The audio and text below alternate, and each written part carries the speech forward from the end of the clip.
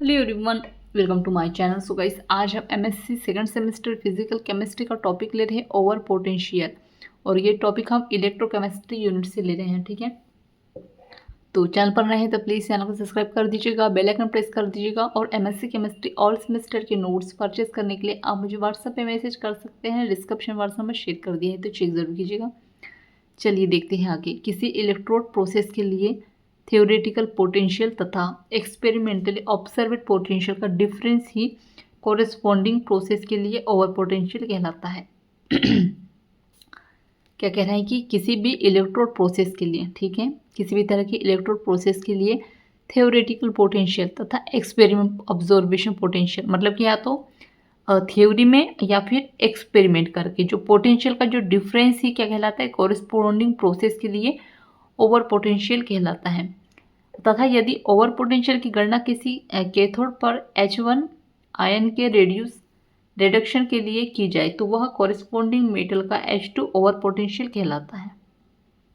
ठीक है, for example, जैसे कि एक इलेक्ट्रोकेमिकल सेल निम्न प्रकार है। जैसे क्या है, Pt प्लस H2 है 10 Tm, H प्लस 0.1 m, और O2 क्या है 10 Tm अपॉन Pt। तो इस सेल का थ्योरेटिकल पोटेंशियल क्या होगा, 1.2 eV होगा। ठीक है, तथा इस सेल के बाह्य परिपथ में 1.12 eV का अपोजिंग पोटेंशियल लगाने पर Pt इलेक्ट्रोड के H2 गैस का निष्कर्षण यानी रिलीज एक्सपेक्टेड है, किंतु एक्सपेरिमेंटल ऑब्जर्वेशन के अनुसार H2 गैस का निष्कासन क्या होगा, 1.70 eV ऑपोजिंग पोटेंशियल लगाने पर ऑब्जर्व होता है। सो H2 over potential of Pt क्या होगा, 1.70 से होगा 1.12 यानी 12 V बराबर 0 से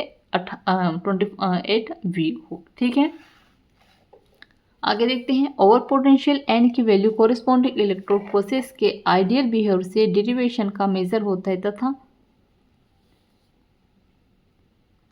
अतः N का मान जितना अधिक होता है कोरिस्पॉन्डिंग प्रोसेस उतना ही हाई पोटेंशियल पर सामान्य होगा। आगे देखते हैं।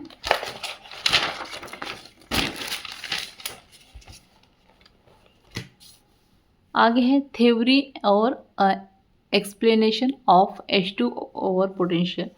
तो टॉफेल के अनुसार, टॉफेल के एक वैज्ञानिक का नाम था, तो उनके अनुसार किसी मेटेलिक कैथोड पर H प्लस आयन का रिडक्शन निम्न स्टेट में कंप्लीट होता है, जैसे diffusion of H plus ion from bulk to the cathode surface.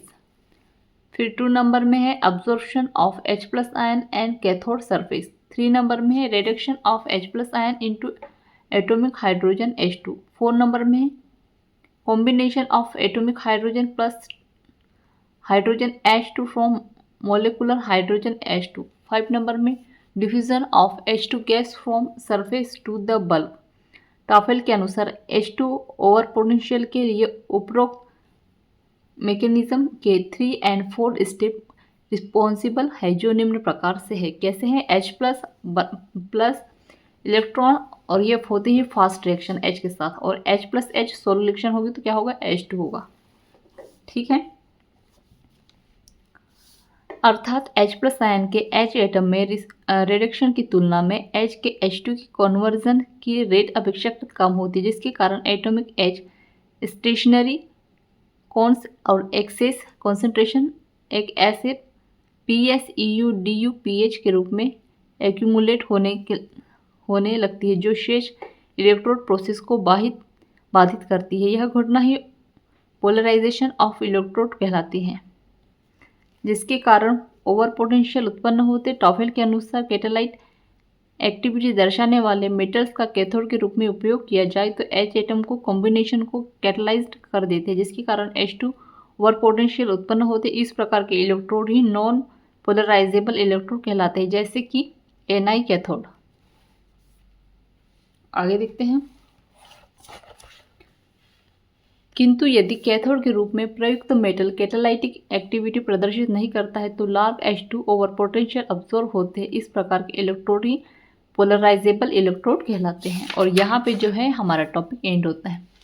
तो आई होप आपके लिए काफ़ी ज़्यादा हेल्पफुल रहा होगा वीडियो। तो प्लीज़ चैनल को सब्सक्राइब कर दीजिएगा, बेल आइकन प्रेस कर दीजिएगा और एमएससी केमिस्ट्री ऑल सेमेस्टर के नोट्स परचेस करने के लिए आप मुझे व्हाट्सएप पे मैसेज कर सकते हैं। डिस्क्रिप्शन में व्हाट्सएप नंबर शेयर कर दिए हैं, तो चेक ज़रूर कीजिएगा। Thank you.